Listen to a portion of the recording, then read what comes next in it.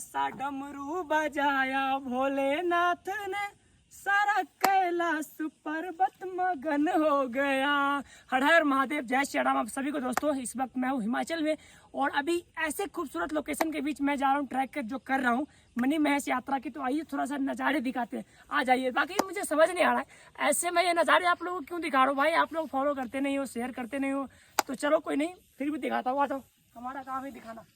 तो भैया ये नज़ारे देखो, इधर से लेकर के इधर तक ऐसे नज़ारे देखना है ना तो सिर्फ हमारे पेज को फॉलो करना और इस वीडियो को शेयर करके कमेंट सेक्शन में एक बार हर हर महादेव लिखना, क्योंकि महादेव के भक्त ऐसे ऐसे जगहों पे जा करके आपको दर्शन करा रहे हैं।